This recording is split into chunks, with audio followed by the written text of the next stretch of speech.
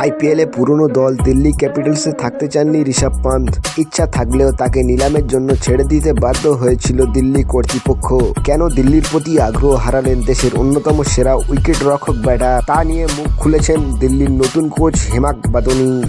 দিল্লির অন্যতম কর্ণধার পাঠ জিন্দাল আগেই বলেছিলেন, টাকার জন্য দিল্লি ছেড়ে যায়নি পন্থ, অন্য কারণ রয়েছে। কি সেই কারণ এতদিন জানা যায়নি। বাদানি জানিয়েছেন, চোট সারিয়ে ফেরা পন্থ আইপিএল নিলামে নিজেকে গ্রহণযোগ্যতার পরিচয়ে বসাতে চেয়েছিলেন। এস বদ্রীনাথের ইউটিউব চ্যানেলে দেওয়া সাক্ষাৎকারে বাদানি বলেছেন, পন্থ দলে থাকতে চায়নি, চাইলে ওকে সর্বোচ্চ 18 কোটি টাকা দিয়ে রাখা হতো। পন্থ নিজেই নিলামে নাম লেখাতে চেয়েছিলেন, দেখতে চেয়েছিল ওর ঠিক মূল্য কত।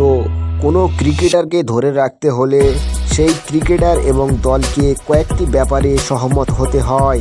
আমরা পন্থের সঙ্গে দীর্ঘ আলোচনা করেছিলাম, কর্তৃপক্ষ আলোচনায় বসেছিল, প্রচুর ফোনালাপ এবং বার্তালাপ হয়েছিল।